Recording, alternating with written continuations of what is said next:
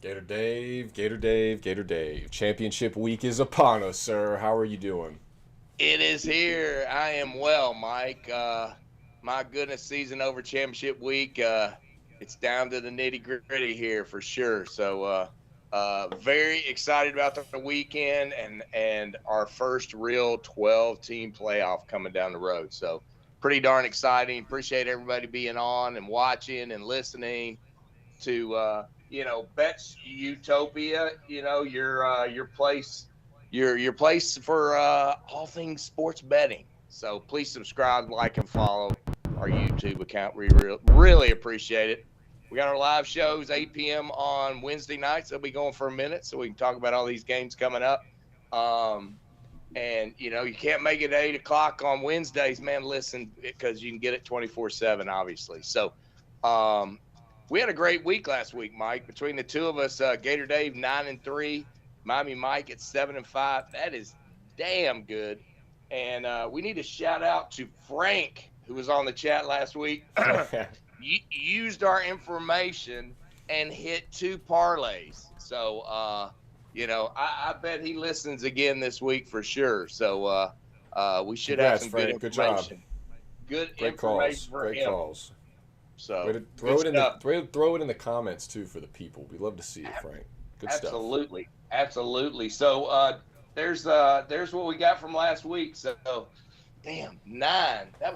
That's pretty impressive, Mike. So you were 9 in week 10, and Gator Dave 9 in week 14. So we're looking pretty good. That's good stuff. Looking pretty And good. also my Gators took care of Florida State. Have to say something about that. Arch rival.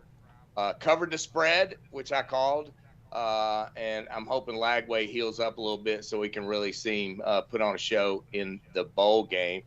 And I would be remiss if I did not talk about the day, National Signing Day, all the recruiting and all that good stuff going on, and we can report on the three Florida teams. Florida State ends up at number 36, Mike. It is their worst recruiting class in 20 years, just so everyone knows. Miami comes in at 15. The Gators at number 10. Nice rebound for Billy and the boys. So we're still up there, buddy. So and we've still got the portal. Obviously, there'll be a lot of action going on in the portal coming up to pile on the current recruiting class from high school. So very exciting day in the state of Florida. So shall we get down to it? First, we got to call out Evelyn and Linda in the chat. Thank you very much. Whoever else is out there, give us a shout out. We'll get started with championship week. We're going to start with the Conference USA at Amherst Stadium in Jacksonville, and that is Jacksonville in Alabama, right? So Western Kentucky playing Jacksonville State. The line here is -5 for Jackson State. Over under is 57.5. Both teams coming at 8-4.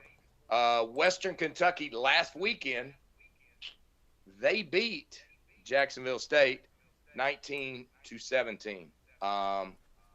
Western Kentucky's won 3 of the last 5 games. They lost to Liberty and Louisiana Tech.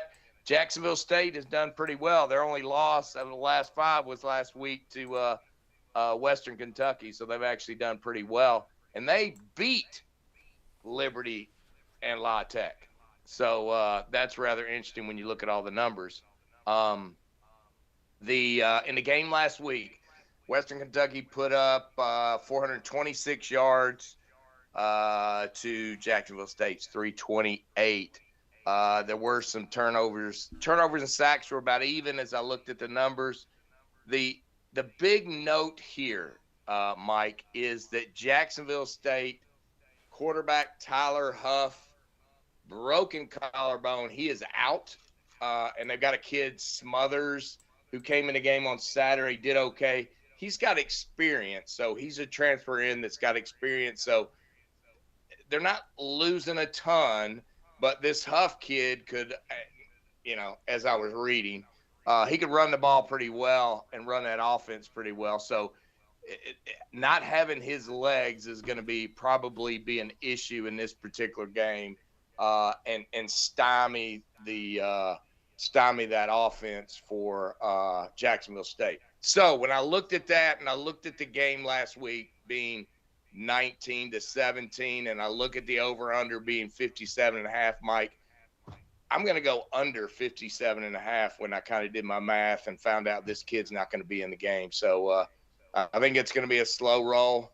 Not going to be one I probably watch there on Friday night. I'll probably watch some of the other games, but give me the under here, Mike. What do you think? I am purely going to follow the numbers in this one, Gator Dave. And the numbers are suggesting to me that Jacksonville State is the better team as it keeps rising in favor of them. Uh, I'm with you. I understand that Smothers is coming in, the backup. If Huff was in there, I'm on Jacksonville State all day long. There's no question about it. I still think they find a way to get it done. I think they have the better defense. I think they are the more consistent offense, even with the backup in. I don't think there's going to be that much of a difference per se in how the offense is run. He is a dual threat. He has that ability to run the football. I'm gonna go with the Cocks here to cover the 5, Gator Dave. I like it. I like it. But I like the under 2. I like the under 2. Yeah, yeah. I mean, when you look at the score from last week, you're like, yeah, interesting. So we'll see how it goes with the Conference USA title on the line. Shout out to Nate. He was in the chat, right? There's Navoski. So, yep, we got Navoski and Ian. What's going on? What's going Ian on? too. What's up, Ian? How you doing there in Kansas? I bet it's nice and cold there on the plains. So, all right, Mike, next game. We're going to roll over to the American Athletic Conference. They are playing at Army. Tulane is at Army, and Tulane is favored by 5 points in this game, and the over-under is 45.5. So Tulane, the darling coming into last week, they're 9-3, Army's 10-1. Everybody thought Tulane was going to be the playoff team, but guess what?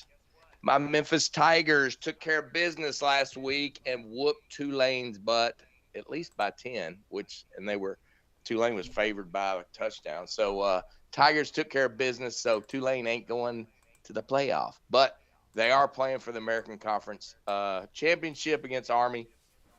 Tulane lost to Kansas State, Oklahoma early in the year, but really looked pretty good. The one thing that's key here, Mike, that makes me a little leery about my pick is they beat Navy 35-0, and we know what Navy's offense, what it looks like. Obviously, we think Army's better, got a little bit more to it than the old regular Navy offense. But Army's lone loss, obviously, to Notre Dame, and they got spanked. But Tulane's not Notre Dame. Tulane's a decent team in the American Conference. So Tulane 9-3 against the spread. Army 7-4 against the spread. The quarterback at Tulane, Mesa, 66%, 25-14. Sorry about that. And they got Hughes, the running back, at 1,300 yards. Pretty dang good. Army's got Daly, 57% on the pass, but he ran for 1,348 yards. Damn, that's a quarterback. I think that was some kind of record that went down with that, being the most yards rushed by a quarterback ever or something to that effect. So opponents have averaged 127 rushing yards per game and 29 attempts against Tulane, while quarterbacks have managed a passer rating of 67%. So they've done pretty well there. I think the issue with it being cold, they're playing at Army. I think Tulane's going to struggle on offense up there. I think the Army defense, which is ranked 8th in the nation, granted, at this time of the year, when we look at the rankings for offense and defense, when you're looking at teams in the same conference, you're looking at apples to apples versus if I'm looking at Army playing Ohio State, it's totally different, right? But when you're looking in the same conference and you see that, Army's got the 8th best defense in the nation, that's pretty damn good when they're going up against another team. So Mike, my gut tells me it's Army's time. It's going to be cold. Too much for Tulane. They're out of it. Give me Army and covering those 5 points, and those 5 points. Army and the 5 points. I'm not mad at it, Gator Dave. You mentioned the American Conference and how good Tulane is, but yet you still went Army in the points. Interesting, sir. Army is at home for this game, so they're going to be rowdy. Biggest game at home for Army in a while, other than playing Navy when they've played at the home and away, very rarely. Should be a good one. I think you mentioned Navy going against Tulane earlier in this year. Tulane obviously handled them. Army is much better than Navy. Next week when Army plays Navy, I think they handle Navy. Army's has a great defense, much better than Navy's. I think they slow Tulane's offense down. I do not expect Tulane to be able to hit 30 points in this one. Army's going to want to possess the ball, run the football, eat that clock. I'm going to go with the under 45.5 here, Gator Dave. So I like that Army pick. Mike, I like your pick as well. I totally agree. I think it's Army slow it down, and Army's defense being badass and it being cold as shit for Tulane, who plays, down in the heat. So good call there. Yeah. All right. Like it. Cool. All right. Next up, we have – this is going to be a good game here. So we go to the Mountain West, and we're playing on the blue turf, Mike. We got UNLV playing Boise State. Boise State getting 4. Over-under is 57.5. And, Mike, this is a rematch from last year's Mountain West game, just so everyone knows. And last year's game, 44-20 in favor of Boise State. Everybody thought UNLV was the pride of the Mountain West, and they got spanked last year. So what we've got is UNLV at 10-2. We got Boise in the playoff, at this point. However, if they lose, then they're probably out of the playoff, and UNLV's in. UNLV lost to Syracuse by 3, and they've already lost to Boise by 5 at home. They've won 4 in a row. They beat Kansas early. Boise's lone loss was to Oregon, the number 1 team in the nation, by 3 in the second game of the year. UNLV's 7-5 against spread. Boise at 6-6, so that's about even. When I look at the quarterbacks, UNLV Williams, who kind of came in a little bit late because their starting quarterback just left at the beginning of the year because he didn't like his contract. So he left, and Williams is at 64%, 1735, 17 TDs, and 4 interceptions. He's also run for 738 and 9 TDs, which is pretty impressive. And their running back Thomas is at 833, 7 TDs. We go to the other side of the ball. We look at Madsen, about the same percentage, 62%. 2,500 yards, 21 TDs, only 3 interceptions as well. And then, of course, at running back, you've got Genty, 2288, averaging 7.3 yards a carry, and he's got 28 TDs, Mike. That is badass. So we look at the offense and defensive rankings here. Offense at UNLV, 7th. Offense at Boise, 3rd. Not too far. I mean, this is everybody, not just in the Mountain West. The UNLV offense is averaging 38.7 points a game, Mike. The Boise offense is averaging 40.6 points a game. Okay? Their defense is 37th and 51st, so not too bad. So what I did, I looked at the average, and if we took that average, 38, 40, what do we got? 78 points there, right? That they, if you put them together. And you take 20% off of that, you're still going to have 65 points. So, Mike, give me the over 57.5 points in this game, Mike, because I don't know who's going to win it.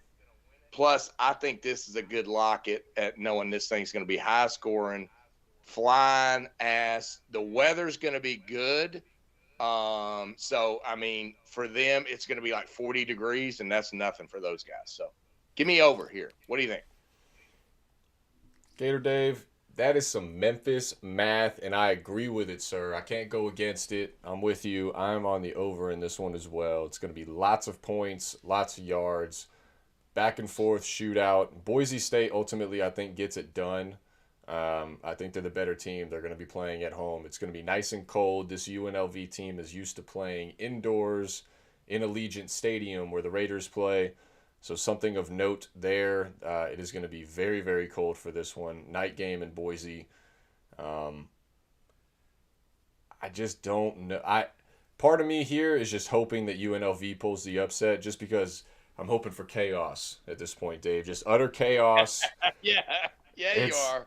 I have nothing you are. else. I have nothing else Yeah, going you for are. me right now, so I need it. I want to see it.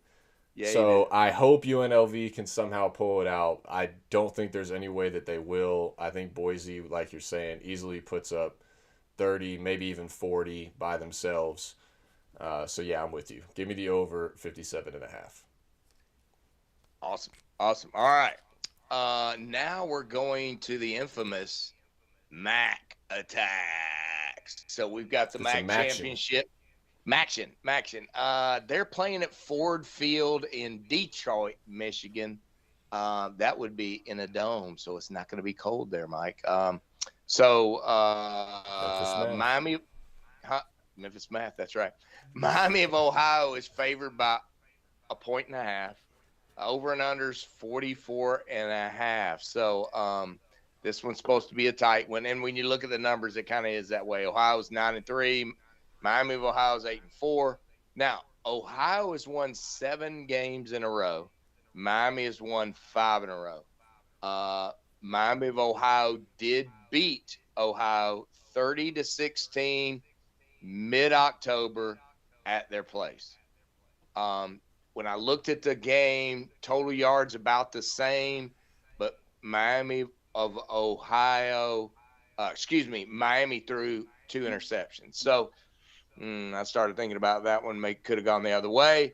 Ohio is 8-4 against the spread, which pushes me to one side there. Miami 6-6. When I look at the quarterbacks, relatively close. They're not that great. I mean, Navarro for Ohio, 65%, 1,900 yards. Gabbert for Miami of Ohio is 58%, 2,600 yards. One thing to point out here, they do have a couple of good running backs. Tyus at Ohio's run for 960 and 8 TDs.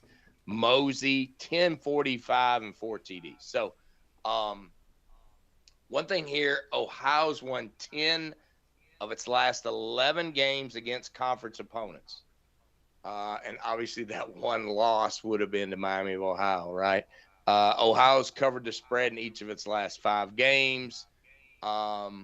I think they've looked pretty good over the last 5 games, with 24 points or more in all 5 games, and 35 or more in 4 of the 5 games. So, Mike, I'm going Ohio at plus 1.5 here, sir.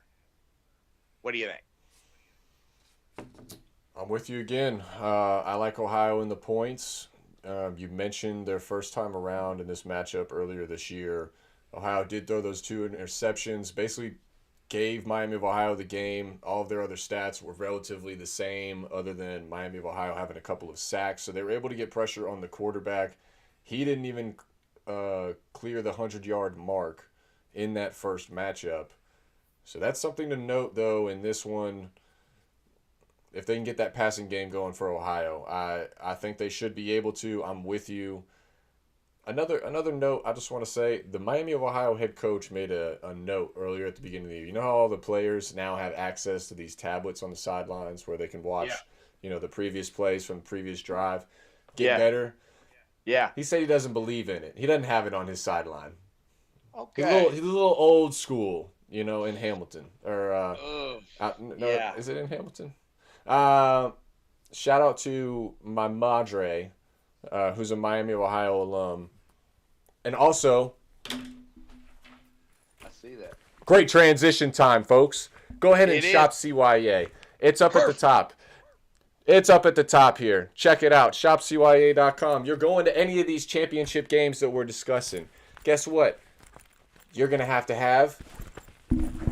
a clear plastic bag. This is a piece of paper that's in the clear plastic bag so you can see that it actually is clear.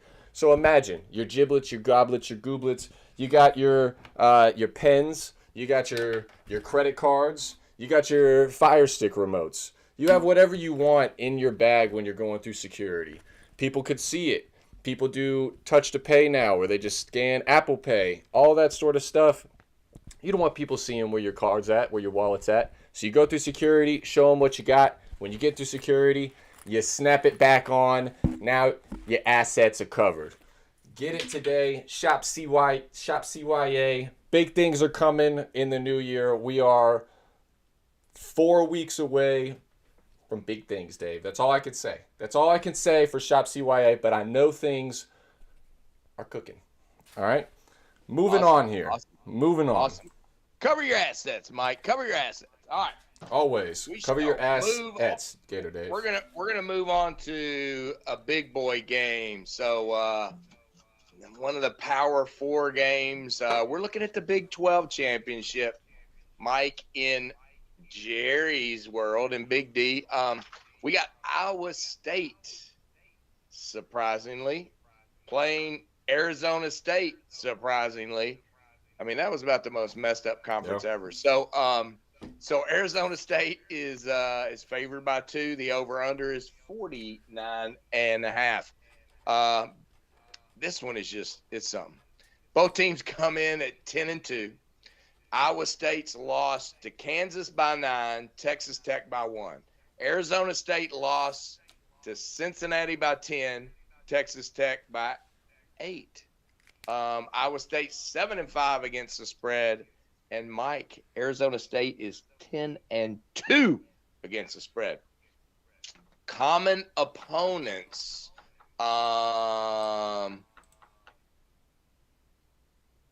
Don't remember who it is, Mike. So I didn't write who the common opponent was. I do have the common opponent. Iowa State won by 8 and Arizona by 10, so that's a wash. So doesn't matter, Mike. Doesn't really matter here. So when we look at the quarterbacks, Beach for the Cyclones, 59%, 3,000 yards. What'd you call me?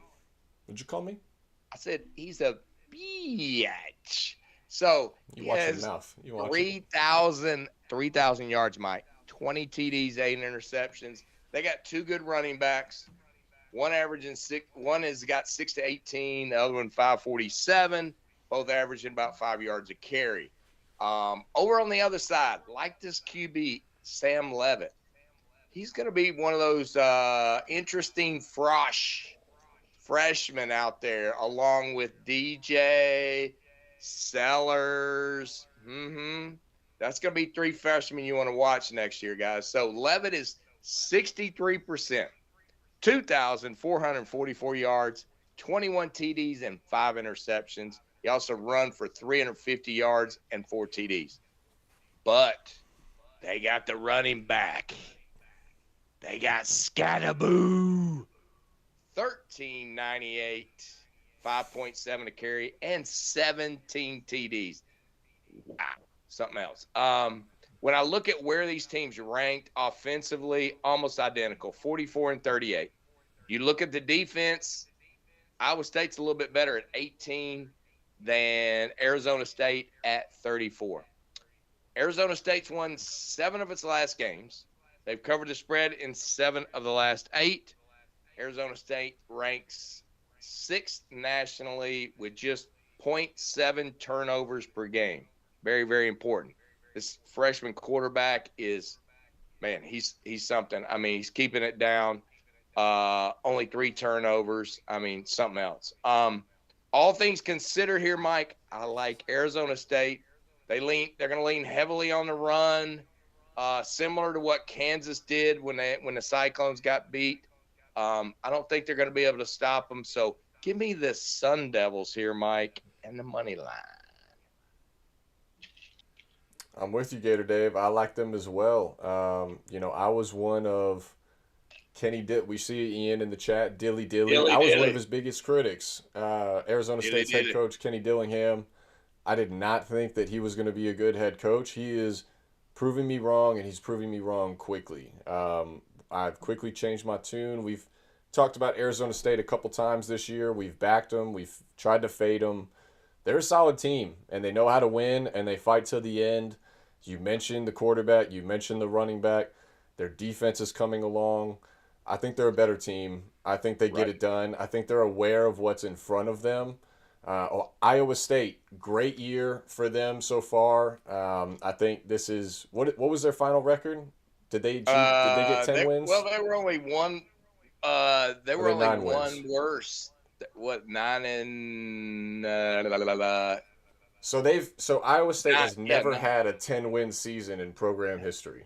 So if they win this game, that's something that Iowa State is playing for. Obviously, it's a berth into the playoff. But if they win, they also get that first 10 win in program history. So it's going to be a dogfight. It's going to be a good one. I got Arizona State here. I'm with you. I like it a lot. I really do. And dilly there, Ian. All right. Dilly, yeah. Dilly. Next. Don't sue us, Bud Light. What? No, we didn't say anything about that. We just said dilly. So Dillingham. We don't have the money. So, Dillingham. Yeah, and there's a correlation. Sorry, Mike. Correlation and why Ian likes Dillingham, right? Because he was we don't need to talk about that. Let's carry on. All right, Ian should have been here when we talked about the 35th and ESPN recruiting. All right, so next up, the SEC championship at Mercedes-Benz Stadium in Atlanta, Georgia. So there you go, Dave. Get into it. We got the Georgia Bulldogs at 10-2 against Texas Longhorns at 11-1. Georgia lost to Alabama by 7 and Ole Miss by 18. They should have lost to the Gators, but they put our quarterback out. All right, sorry, didn't mean to say that. Texas lost to Georgia 30-15 on October the 19th, Mike. And that was at Texas, Mike. It's the only game the Bulldogs covered the spread in the first half. Interesting, right, Mike? Looking at strength of schedule, Georgia, number 1. They took out the Gators. Gators are number 2 now. Georgia, number 1. Texas, number 36. They've had it a little easier, Mike. Longhorns are... However, the Longhorns are 7-5 against the spread. Mike, we know where Georgia is, 3-9. Not too good. We look at the quarterback comparison, almost identical. Beck and Ewers, 65% to 67%. Now, Beck has thrown for 34-29. Ewers at 2,300 because he was out for a couple of games. Running backs, we look at Frazier for the Bulldogs, 587 yards, 4.8, 8 TDs. Wisner for the Horns, 812, 5.2, 3 TDs. When we compare the offenses, 25 and 21, almost identical. Defenses, and this we talked about, I can't remember what we were talking about here or I was talking about over the weekend, but the Georgia defenses, not in the top 10, Mike. They are 25th. 25th. Texas Longhorns, not up to the standard. They are not up to the Georgia standard. Defense for Texas is number 2. Georgia going in against that Texas defense again. I think Texas defense is playing pretty damn good right now. Longhorns held UGA to 285 of total yards of offense in that first meeting. So I probably should have dug a little deeper, but normally when that happens and you've got a decent offense, you would win. So, since the loss, the Longhorns have reeled off 5 straight wins. They've limited 4 of those opponents to 17 points or less. I think the Longhorns are playing more consistent on both sides of the ball. Obviously I've watched every single Georgia game since Nevada is a Georgia fan. So I've watched every game. And I honestly think Texas is a better team right now, and Georgia's time's up. So give me the Longhorns and the money line here, Mike. What do you think? I don't know about the money line. Georgia is a second half team, as we are all plenty aware. We've talked about them as all season long as well. We faded them in the first half. We've backed them a couple of times. We have Georgia fans in the chat. Shout out to Evelyn and Navoski, showing their love to the dogs. Ah, man, this one's tough. I will say the thing with this Georgia team this year, and maybe in the past with Kirby Smart too, they have a consistency to either play up to the competition or down to the competition. They kind of match that level of that opponent that they're playing on that weekly basis. Luckily for them, they're playing one of the top 3 teams in the country, so they're going to have to raise the bar pretty high for this one. They're going to have to come get it early. That's kind of my one saving grace for the Dogs fans in the chat in this one, and those watching and those not watching. Mercedes-Benz has not been kind to the Georgia Bulldogs. It is not a place typically where they want to play football. They don't have a good record playing there, which is ironic considering it's about a 30-minute drive from Athens, 45 minutes. It's right around the corner. Depends who's driving, Dave. I see your face. I see your face. Atlanta traffic, dude, and I went up there 4 years. Hey, you can make it. You can make it happen. Got there you're not driving from Atlanta. All right. Come on. Anyway, I'm gonna take Texas to get their revenge. You mentioned that Georgia covered in that first half. This is the only time all year long. Guess what? Texas gets their get back. They cover in the first half. I'm taking Texas first half money line. I do think that they are able to get into Carson Beck's head a little bit more in this game than that first matchup. He has been playing much better, though, I will say. Last 2 or 3 games, he's completely turned it around from how he was playing. But, man, did you see last week? It wasn't great. And that was at home. You could say that they were looking ahead, but they've done it all year long to everybody they played. I'm going to take what's worked all year long for us. We're going back to the well. We're fading Georgia in the first half. I think Georgia ultimately gets this one done because I think they need to win this game to be in the playoff. I know that with a loss, you're looking at 3 losses potentially. There's a lot of movement when that happens. I know Texas is a top 3 team, but it's a rematch too. If Texas sweeps them, you're looking at other losses. I'm also just very hopeful that somehow Miami gets in there. So just don't consider what I'm saying too much. But yeah, there's a lot of things that need to happen to go the way of the Hurricanes. So give me Texas first half in this one, Dave. Yeah, I was teetering between the two, but I'm going for the gusto. I'm going on the advice of my wife saying that Georgia's doesn't stand a chance. I'm going with the home turf here. So, all right, next game. Let's go to the Fun Belt. We're going to the Fun Belt, the Sun Belt. We have Marshall playing Louisiana Raging Cajuns, Billy's old team. So Raging Cajuns getting 5.5 here. Over under is 56.5. Marshall is 9-3. Louisiana is 10-2. Marshall has won 6 in a row. Losses to Georgia Southern by 1, Ohio State by 35, Virginia Tech by 17. Of course, those big-time games were early in the year. Louisiana lost to South Alabama by 2 on November 16th, and Tulane by 8 on September 21st. Common opponents, Coastal Carolina. If we look at that, Marshall won by 12, Louisiana by 10, so that's a wash. App State, Marshall by 15, Louisiana by 7, pretty close. Marshall, however, here, Mike, is 10-1-1 against the spread, which I like.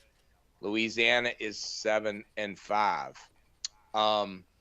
So we look at the quarterbacks. Braxton for Marshall, 59%, 14-31, 17-2. He has run for 544 yards and 6 TDs. They got a running back, Turner, at almost 900 yards, running 8 yards a carry. Pretty dang good. Louisiana quarterback, Ben Woolridge, is out with a broken collarbone. So they're going with the backup in this particular game.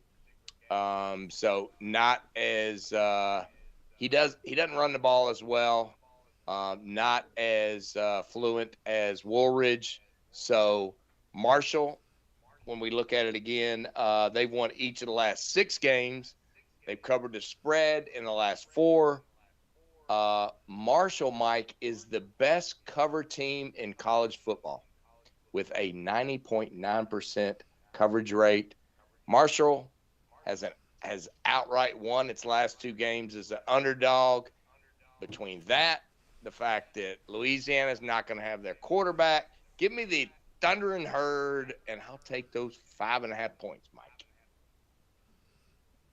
We got a true head-to-head here, Dave. Might be the first one of the evening. I'm going to go with the fighting, raging Cajuns of Louisiana in the -5.5. You mentioned Woolridge is not going to play quarterback for Louisiana, but guess what, Gator Dave? You didn't mention that the backup Fields throwing at 74% completion, 5 touchdowns, 1 interception. And oh, by the way, you mentioned he's not as good of a runner. Woolridge is averaging 3.3 yards a carry. You know how many average yards per carry Mr. Fields is averaging? 3.5. 3.1. It's actually less, but not by a lot. So very, very little in terms of differential between these two guys. I think Louisiana has no problems running their offense the way that they want to in this one. Give me the fighting, raging Cajuns. -5.5 to get the cover in the first true head-to-head, maybe the only true head-to-head in conference championship week between Gator Dave and myself, because we only have 2 games left here, Dave. And Mike, this is going to be another one of the games that I will not be watching. That's not nice, Dave. You shouldn't tell people sorry. that. I'm sorry. I shouldn't. What if those players are watching this game, man? You're hurting feelings, dude. It's a fun players. I'm sorry. Fun belt. Gracious. I know. Didn't the Gators lose to a Fun Belt team? Like 10, 12 years ago? Never forget, Gator Dave. All right, moving on I here. won't moving forget. on. Georgia Southern, I was at that game. Clemson. Ask Ian Capello and his buddy Ben. I was at that game. I cried at that game. All right. Yeah. All right. Therapy, here we Dave. go. Let's get to it. It's good. We got history there, Mike. It's good stuff. All right, next game. That's awesome. This is Clemson and SMU in the fabulous ACC championship. And Mike, there's no bad blood here. We're not going to rub anything. So Clemson, SMU is favored by 2.5 points here, Mike. 55.5 is the over-under. The stats. Clemson comes in at 9-3, SMU at 11-1. Clemson losses to Georgia early. They lost to Louisville by 12. They lost to the South Carolina Gamecocks last week at home by 3. SMU's lone loss to BYU back on September 6th, Mike. And by the way, that would be before Mr. Jennings was a regular part of the offense there for SMU. Clemson, Mike, is only 5-7 against the spread. I know that hurts, but SMU is 8-4. Common opponents, Pitt. Clemson won by 4. SMU won by 23. FSU, Clemson by 16, SMU by 16. So that is kind of where we are with common opponents. We look at the two QBs. Klubnik, 3,000 yards at 64%, 29-5. Jennings, 67%, 27-46, 19-7. However, he has run for 344 and 4 TDs. The running backs, you think Moffa's the man, right? 1078, 5.4. SMU's got Mr. Smith is 1157 at 6 yards a carry. 14 TDs. It's so impressive. I just can't believe it. The guys came into this league and now are just ripping it. So SMU, superior team. Their defense is going to step up in a major way here. Klubnik's he's going to have a rough time. Promise you, Mike. Jennings, he's going to have another strong game in the air, running when he needs to. Mike, give me the Mustangs in a Gator Dave lock.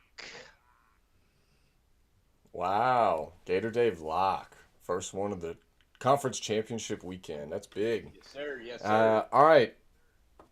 I'm going to go with you. I'm going to go with you with the Mustangs. You know, this is a tale of two different teams, two different philosophies. You got Dabo Swinney, NIL, transfer portal. Doesn't believe in it. Doesn't believe in the transfer portal. He's not worried about the guys that are out there. He sticks with the guys that recruited, and I'm not kidding. I think he maybe has one guy that's come in and transferred to his team this year. He does not look for them. On the flip side, you got SMU. Their whole team full of playmakers at the skill position in the trenches. They basically built their team in the transfer portal. They kind of did the same sort of thing that Dion did, but nobody really talked about him because Dion is Dion and Dion sells. So SMU has been sneaky. They built that team. You mentioned Brashard Smith, Miami transfer. He was actually a wide receiver at Miami. Followed Rhett Lashley, who was the OC at Miami, as well as a couple other guys.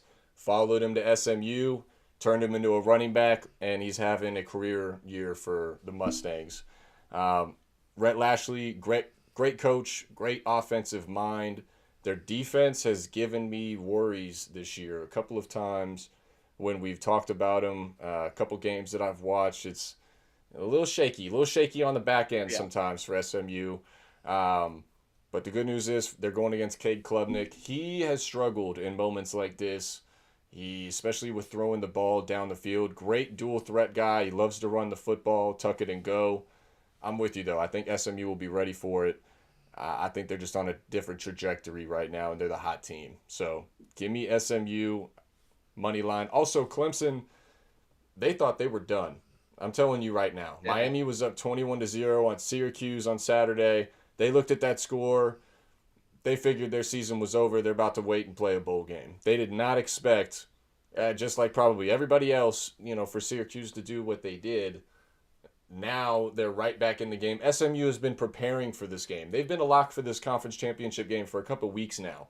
They're going to be ready to go. So give me the Mustangs. I'm with you, Dave. Hey, Mike, and you mentioned Clemson, and I'm telling you, I think we're going to see. It's going to be worse. You know what? They're 34th, Mike. They're 34th in recruiting today. Okay, and they're not going to pull anybody from the poor. I mean, yeah, they're screwed, dude.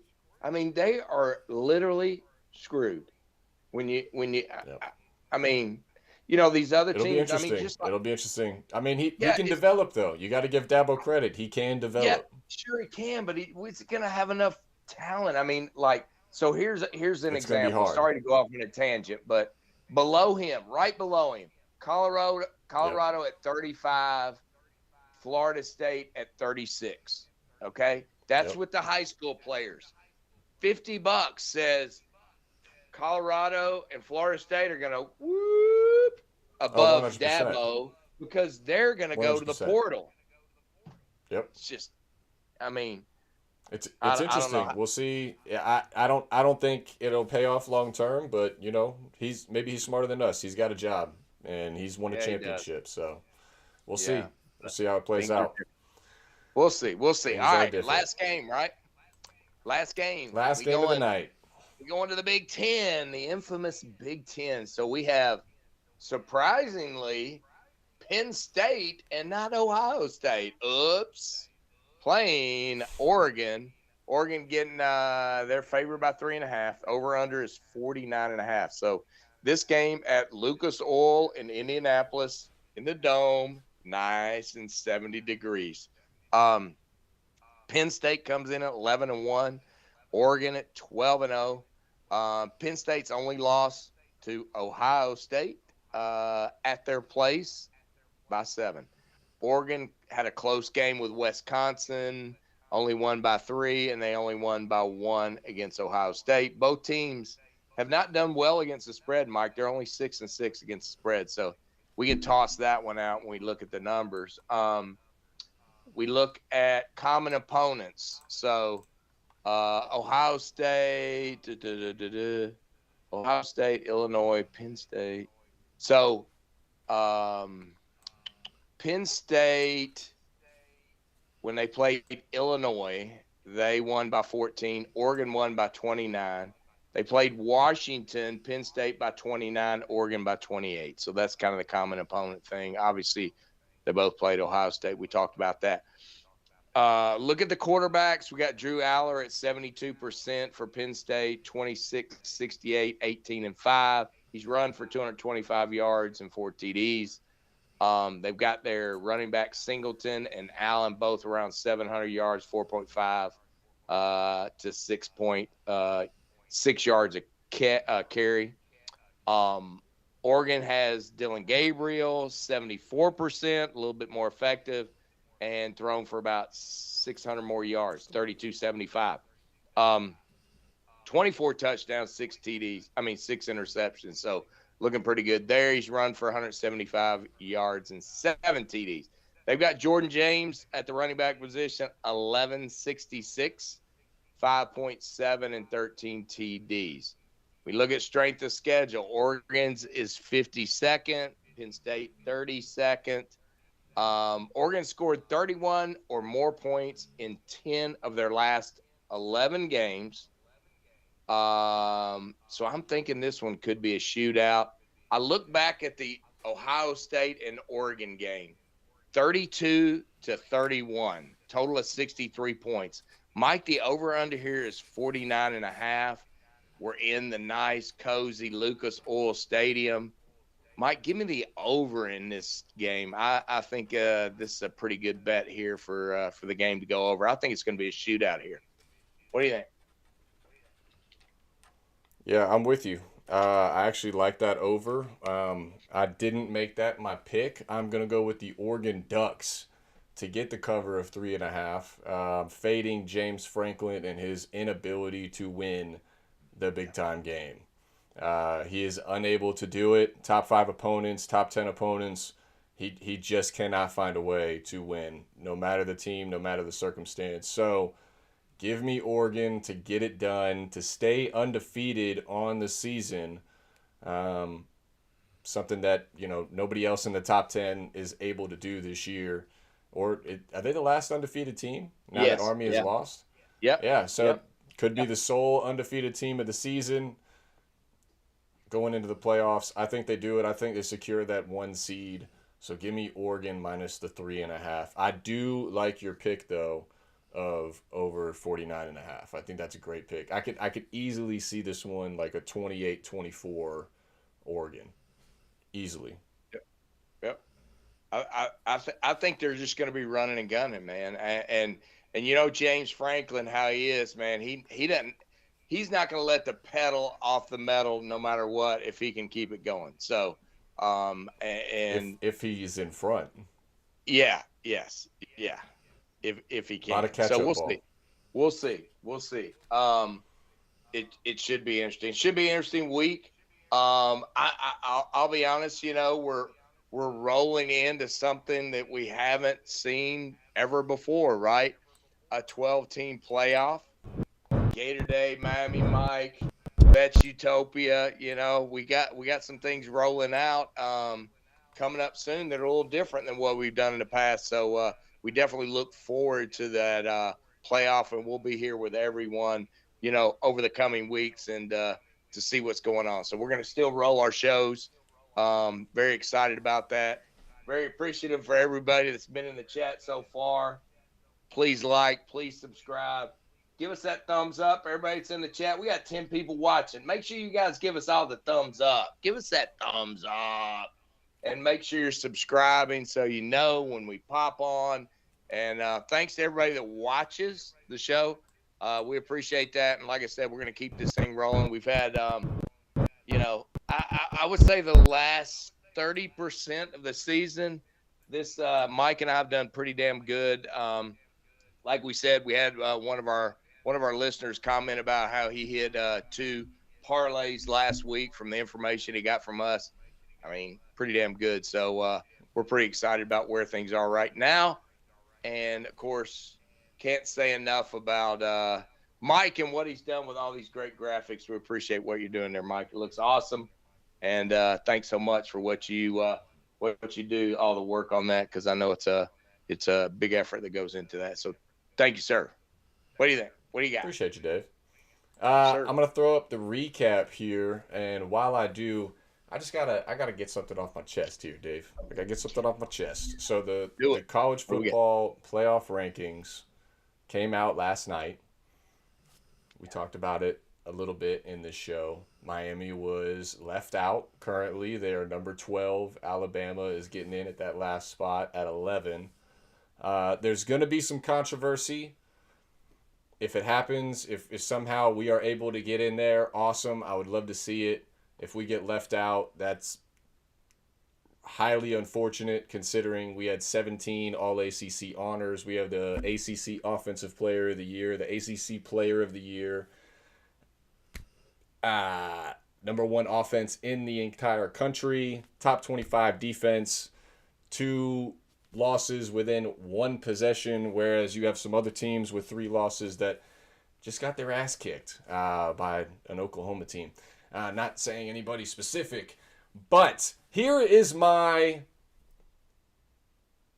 projection / hypothesis / theory / whatever you want to call it. All right, this is what I think the playoff committee should do moving forward. They should use this year as an example for that last spot and make it a playoff game prequel. Gator Dave, a play-in game for the final playoff spot. Miami should be playing Alabama. They're both not in a conference championship game this weekend. You could either do it this weekend during conference championship game, or guess what? You got next week when it's the Army-Navy week. You could do it on a day presiding that. That's all I'm saying. I think that that's how you do it moving forward, because there's always, no matter what, no matter if you have 4 teams, 8 teams, 12 teams, 16 teams, 32 teams, there's always going to be one team at least that's left out, that should be in it, that deserves to be in it, but for whatever reason, branding, marketing, all about them Benjamins, they're going to get left out. That's just how it's going to go, always. It doesn't matter how many teams they add to this thing. Somebody is going to get hurt year in and year out. However, for the 12th spot, for that 11th seed, I think that's how you do it. If they leave it at 12, I think that's how you do it. You do a play-in game between the 12 and the 11. Let them battle it out for that last spot. I think that's how you do it. I'm going to stand on it. I'm manifesting it, Dave. I'm putting it into existence. I heard it today. I was probably, when I was driving. Did you really? I heard that very thing, Mike. Oh, well, that sucks, dude. I thought I had some. I'm sorry. Epiphany. Buddy. I shouldn't have said. Oh man, way to just shoot me down, dude. No, dude, no. You know what? Nah, it's all right. It's all right, dude. Other people it's all right, are agreeing with you. Other people are agreeing with Miami Mike here. So, and they think the same thing. They thought the same thing that you did, that we should have a playoff game. And these are guys that do this shit for a living. They're not just guys like me and you who just like doing what we're doing. These guys do it for a living, and they said the same damn thing, Mike. So that's an awesome idea. Give us another game. Shit, I like it. I like it. I'll take that. I'll take that. I appreciate that, Dave. I Boom. appreciate you. Boom. Boom. All right, folks. Well, we appreciate everybody being on. Hard for me to give it go As Gators always. when we don't have a game yet to play, but it should be an interesting weekend. Hey, We'll be bowl back. eligible though, Dave. Good job. Bowl Good eligible, job. and yeah, Not many bowl not many eligible. expected it. Yeah, all right, whatever. Bowl eligible. Next show for NFL is going to be tomorrow night, 8 p.m. live on YouTube. Make sure to tune in for that. Hit the bell down below. Make sure you subscribe and hit the bell so that way when we go live, you get the notification, you get the bing on your phone. You know to hop on here. That's when we are at. Otherwise, Gator Dave said it earlier in the show, 24/7, you have the access on YouTube. After it is posted, you can go back, watch it anytime. Leave a comment below. Drop a like. We'll be back next week for the Army-Navy game. Maybe we'll talk playoff stuff going into that one. We probably should because we don't want to build up too much bowl stuff. So I'm thinking we start talking playoffs next week because we're going to have all those silly bowls. You love those bowls. Up. What are you talking about, Dave? You love those bowls. I hate those bowls. They don't count, folks. They don't count. Oh, they definitely count. Kill me. They definitely count. Thanks so much for everybody watching. All right. Appreciate everything. See you, Mike.